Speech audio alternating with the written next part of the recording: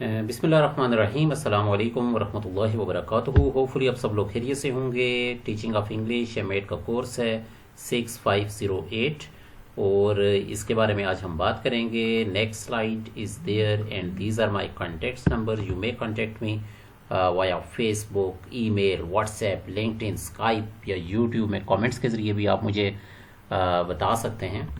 Unit number 4 आज start करेंगे and it is the skills in teaching English. तो skills आपको पता है, लिसनिंग, स्पीकिंग, रीडिंग, राइटिंग, ये सारी की सारी स्किल्स हैं। हमने क्या करना है, पहली बात तो यह है कि कम्युनिकेटिव अप्रोच जब हम कहते हैं लैंग्वेज की, तो उसमें ये चारों स्किल्स की इंटीग्रेशन होनी चाहिए, यानी चारों स्किल्स इसमें शामिल होंगी तो देन वी कैन से कि कम्युनिकेटिव लैंग्वेज टीचिंग हमारी हो रही है। लिसनिंग एंड स्पीकिंग ये आपकी फेस टू फेस होती है, रीडिंग और राइटिंग ये आपकी रिटन कम्युनिकेशन इसको कहा जाता है। Introduction is there. तो 4 स्किल्स इनको 2 कैटेगरीज में डिवाइड किया जाता है। एक्टिव एंड प्रोडक्टिव स्किल्स यानी स्पीकिंग और राइटिंग, और पैसिव एंड रिसेप्टिव स्किल्स तो वो listening and reading. But there is a question जो आपके लिए है कि क्या आप समझते हैं कि लिसनिंग और रीडिंग ये पैसिव स्किल्स हैं?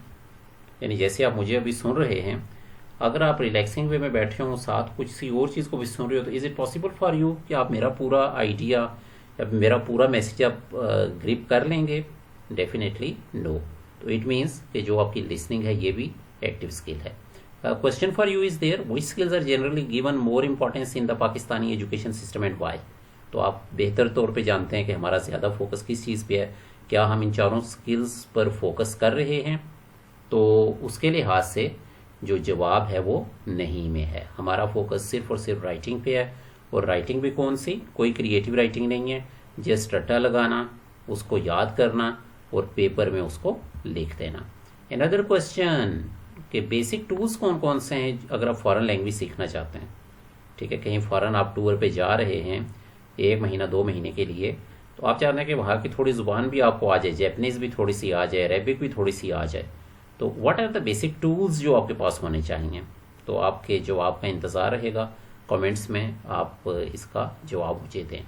देन नॉलेज एंड स्किल, तो ये क्या चीज़ें होती हैं? What is knowledge, what is skill? तो ये आपने मुझे बताना है। तो नॉलेज क्या है कि जो इल्म है आपका वो नॉलेज है। स्किल क्या है? ये उसकी यूजेज है, समझ लें, यहाँ पे आसान लफ्ज़ों में यूज समझ लें। ग्रामेटिकल फार्मूलाज हमें सारे आते हैं, ग्रामेटिकल रूल्स हमें सारे आते हैं। कोई हमसे पूछे जी ज़रा टेंसेस को एक्सप्लेन कर दें, हम A to Z 12 के 12 टेंसेस, एक्टिव, पैसिव पूरे के पूरे बता देंगे जी। ता है, ती है, ते है लगता है, डज लगता है, डू लगता है, डिड लगता है पास्ट में, और इज फर्स्ट फॉर्म ING लगता है, पूरा पूरा पूरा पूरा पूरा। ओके, एंड देन अगर कहा जाए कि इस टॉपिक के बारे में 5 सेंटेंसेस आप ज़रा मुझे बोल के बताएं, तो वहाँ पे हम चुप हो जाते हैं। तो this is the difference between knowledge and skill. तो इस चीज़ को जब हम लैंग्वेज स्किल्स की बात करते हैं तो इट मीन्स कि आपकी लिसनिंग, आपकी स्पीकिंग, आपकी रीडिंग, आपकी राइटिंग ये सारी बेहतरीन होनी चाहिए।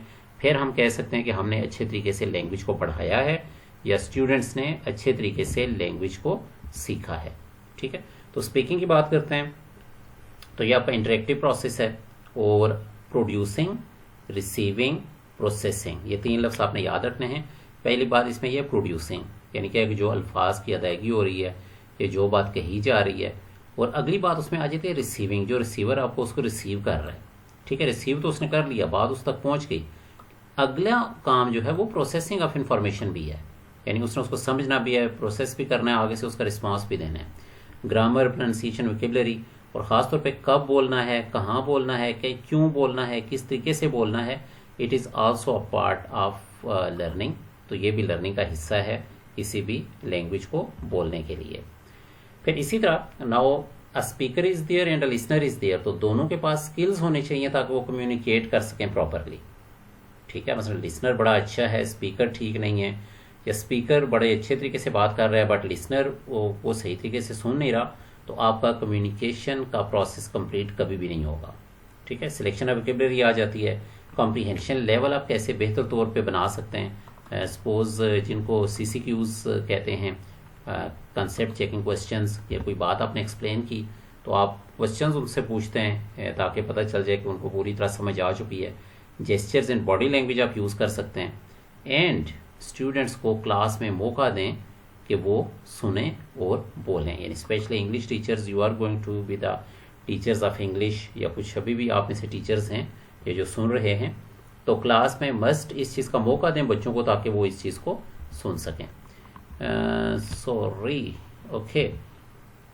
देन कुछ टिप्स हैं आपके लिए। तो पहली बात तो ये है कि सोशल रिलेशंस ये हमारे कायम होने चाहिए स्टूडेंट्स के साथ। बच्चों से आपके हैं कि आपने सोशल रिलेशंस के कॉन्टेक्स्ट में किस तरह आप अपने आप को एक्सप्लेन कर सकते हैं। रिएक्शन अपना एक्सप्लेन करें। आपने उनको एक फ़ोटो या तस्वीर दिखा दी जिसमें कुछ एक्शंस हो रहे हैं, उनका रिएक्शन देखें वो क्या कह रहे हैं, इन्फॉर्मेशन ले रहे हैं, दे रहे हैं, फ़ोन पे कैसे बात करनी है, एग्री कैसे करना है, डिसएग्री कैसे करना है। तो ये सारी चीज़ें इसमें शामिल हैं। अब व्हाट इज़ लिसनिंग? तो लिसनिंग क्या है? It is hearing and understanding, यानी सुनने के साथ समझना भी है। ठीक है, सपोज चाइना रेडियो आप सुन रहे हो या चाइनीज़ बोली जा रही है, तो देखें पूरी आवाज़ हमें आ रही है, हम एक एक लफ्ज़ को सुन रहे हैं लेकिन उसकी अंडरस्टैंडिंग नहीं है। तो इट मीन्स कि हमारा लिसनिंग का जो अमल है वो मुकम्मल तौर पे नहीं हुआ। अब होता कि इसमें basically it is the deducing decoding, यानी हम मीनिंग ले रहे हैं और उसको डिकोड कर रहे हैं, यानी इनकोड करके मैसेज हमारे पास पहुंचा, हम उसको डिकोड कर रहे हैं if we are able to know that language. तो लिसनिंग भी आपकी एक्टिव स्किल है जैसे मैंने आपको कहा, और मास्टर्स आप बन सकते हैं लिसनिंग स्किल में चूँकि ये आपकी स्किल है। और लिसनिंग हमारे अकॉर्डिंग टू एक्सपेक्टेशंस होती है, यानी जो हम सुनना चाहते हैं आमतौर पे तो वो हमारे लिए लिसनिंग होती है। अब लिसनिंग में प्रॉब्लम्स क्या क्या आती हैं? तो प्रॉब्लम्स क्या आती हैं? पहली बात तो ये कि वो साउंड आपके लिए नई है, यानी आप उससे पहले फेमिलियर नहीं है। इसी तरह बोलने का अंदाज, आपका एक्सेंट, टोन, स्टाइल वो मुख्तलिफ है, आपको समझ नहीं आएगी। ठीक है, लाइक एक एग्जांपल मैं कोट करता हूँ, you are watching a match, cricket match, तो कमेंट्री जो होती है वो आपको बिल्कुल समझ नहीं समटाइम्स आ रही होती। ठीक है, और वही कमेंट्री अगर रिटन फॉर्म में आपके पास हो तो आप बड़ी आसानी से उसको समझ जाएंगे। What's the reason? बिकॉज हम उनका एक्सेंट नहीं समझ सकते। ठीक है, फिर अगली बात यह है कि इन बैकग्राउंड नॉइज़ होगा तो आप उस चीज़ को नहीं समझ सकेंगे। ठीक है, इसी तरह अगर आपके किसी टॉपिक के बारे में बैकग्राउंड इन्फॉर्मेशन नहीं है तो वो भी आप उसको नहीं समझ सकेंगे। सपोज जैसे अभी यहाँ से अगर आप ये मेरा लेक्चर सुनना शुरू करें तो पीछे जो बात कही है आप यहाँ से शुरू करेंगे तो आपको थोड़ा सा समझने में मुश्किल पेश आएगी। ठीक है, इनको हो सकता है कुछ अंदाज़ा हो जाए चूँकि ये आपके पहले आपको इन टॉपिक्स के बारे में इन्फॉर्मेशन होती है, लेकिन suppose there is a topic और आपके पास बैकग्राउंड इन्फॉर्मेशन नहीं है तो ये आपके लिए मुश्किल होगा कि आप उसको समझ सकें। देन लिसनिंग में कौन सी प्रॉब्लम्स हैं? तो ये एक बड़ी अच्छी यहाँ पे क्वेश्चंस हैं। सपोज एयरपोर्ट पे एक अनाउंसमेंट हो रही है तो आप कौन सी प्रॉब्लम फेस कर सकते हैं? What do you think? सोचें ज़रा। ठीक है, एयरपोर्ट पे आ रहे हैं, अनाउंसमेंट हो रही है। ठीक है, कौन सी प्रॉब्लम है? पहली बात तो ये है कि हो सकता है वो लैंग्वेज आपको समझ ना आए। ठीक है, इंग्लिश बोलने का स्टाइल ऐसा हो कि वो आपको समझ ना आए, या वहाँ पे शोर हो, या दूसरी बात यह है कि आप चाहते हैं कि ये दोबारा रिपीट अनाउंसमेंट रिपीट हो और मे बी वो रिपीट ना हो। तो ये सारी की सारी प्रॉब्लम हम फेस कर सकते हैं। इसी तरह न्यूज़ आप सुन रहे हैं, बुलेटिन रेडियो या टीवी पे सुन रहे हैं, देख नहीं रहे, तो वो भी आपको पूरी बात समझ नहीं आएगी।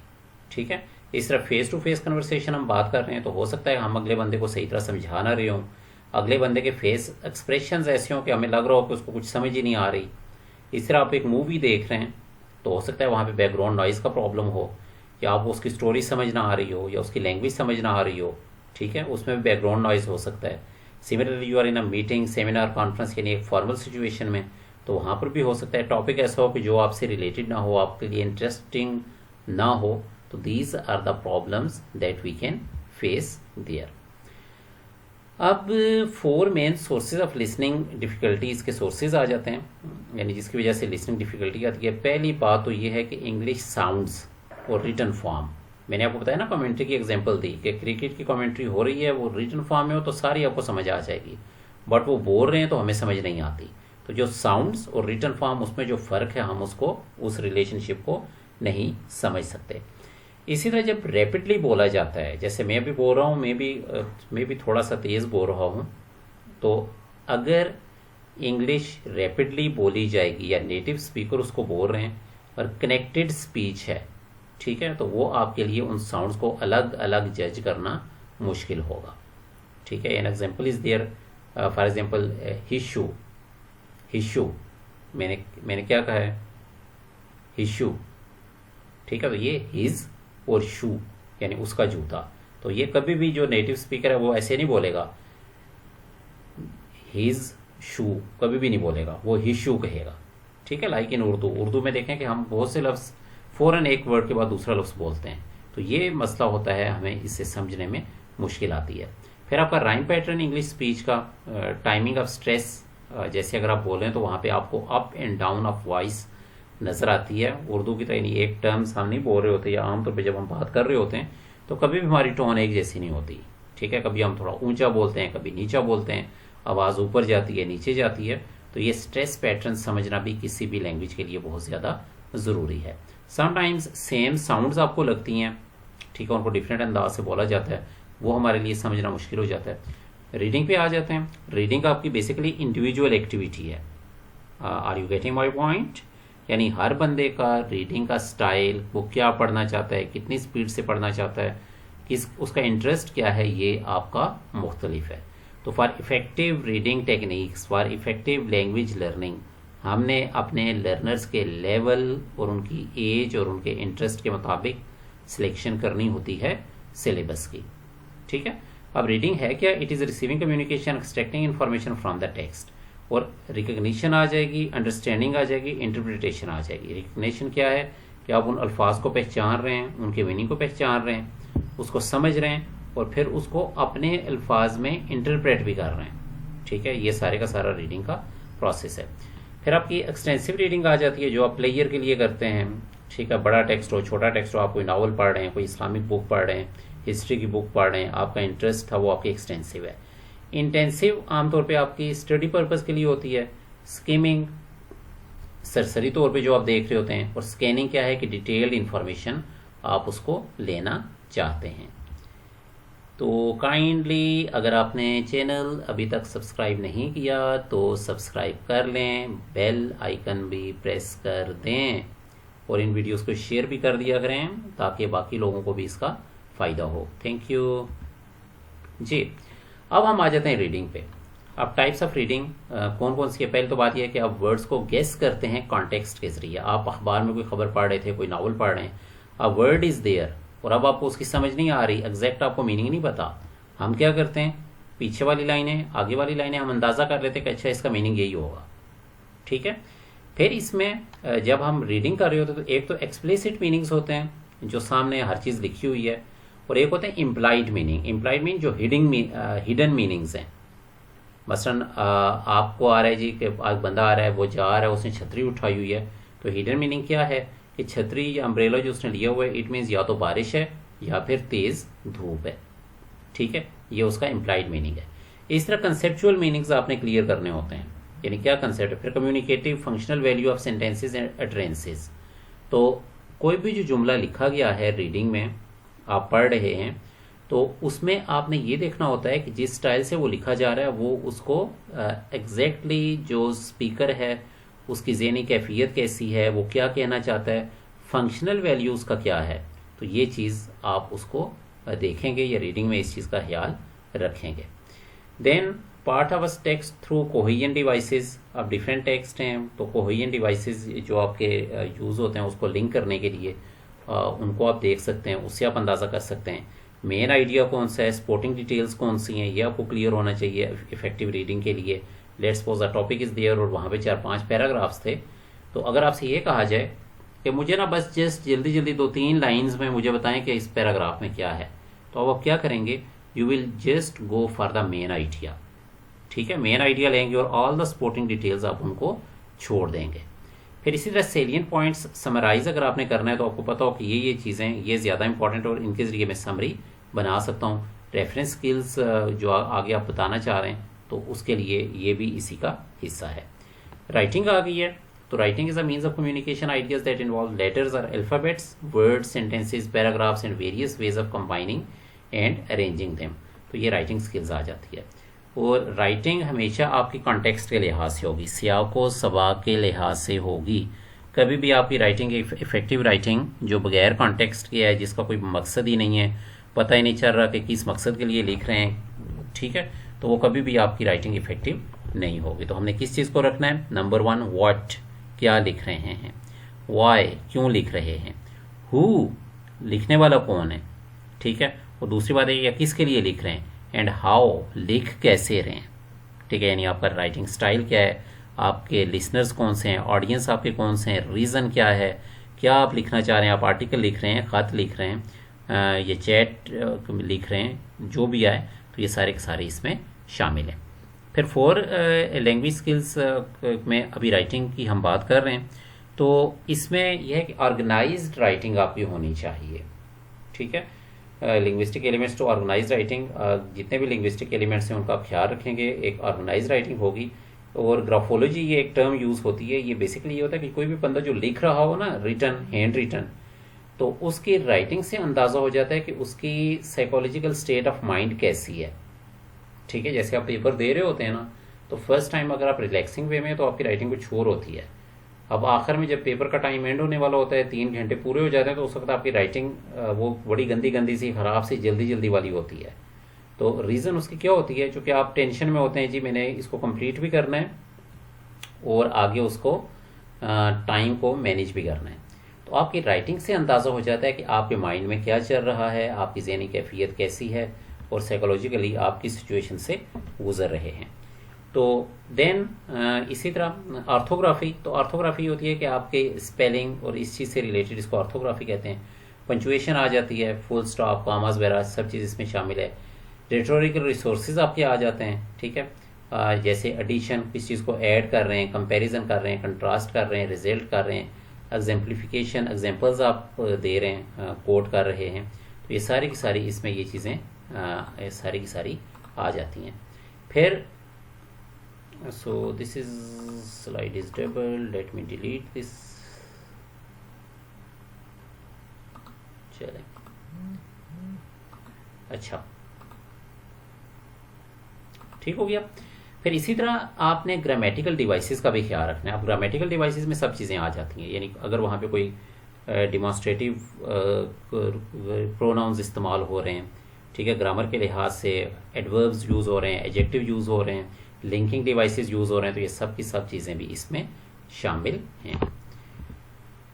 देन राइटिंग की स्टाइल्स, डिस्क्रिप्टिव राइटिंग आ जाती है, नैरेटिव है, एक्सपोजिटरी है, क्रिएटिव है, पर्सनल है, इसको हम देख लेते हैं, ठीक है।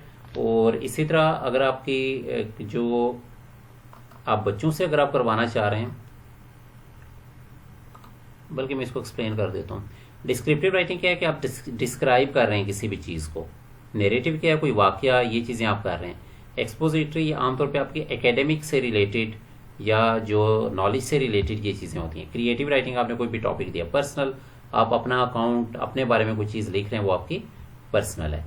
फिर टेक्निकल राइटिंग आप दे सकते हैं, कोई इश्यूज उनको दे दिए, प्रोपोजल राइटिंग दे सकते हैं, रिपोर्ट राइटिंग दे सकते हैं। ये बच्चों से हम करवा सकते हैं, स्टूडेंट्स से, when we are teaching them some language, तो ये चीज़ें हम उनको करवा सकते हैं, ठीक है। इसी तरह आप उनको न्यूज़ रिपोर्टिंग का कह सकते हैं, रिसर्च राइटिंग कह सकते हैं, रिव्यूज़ एंड क्रिटिसिज्म्स का कह सकते हैं। तो ये सब चीज़ें ऐसी हैं कि जो आप बच्चों को असाइन कर सकते हैं। ये जो कि टॉपिक्स ऐसे थे कि ये पहले भी आपका वास्ता इनसे पढ़ता ही रहता है और आप इनको देखते रहते हैं, इन्हीं प्रोसेस से आप गुजर के आए। फॉर दैट रीज़न मैंने इनको एक्सप्लेन कर दिया है, but still if you are having any question तो आप मुझसे पूछ सकते हैं। सब्सक्राइब कर दीजिएगा, और if there is any question तो ये व्हाट्सएप नंबर आपको डिस्प्ले हो रहा है, इस पे जस्ट आप मुझे बता देंगे कि सर ये वाली वीडियो थी, ये उसका टॉपिक था, इस बात की हमें समझ नहीं आई, तो वो इंशाल्लाह मैं आपको एक्सप्लेन कर दूंगा। So thank you very much and अस्सलाम वालेकुम व रहमतुल्लाहि व बरकातुहू।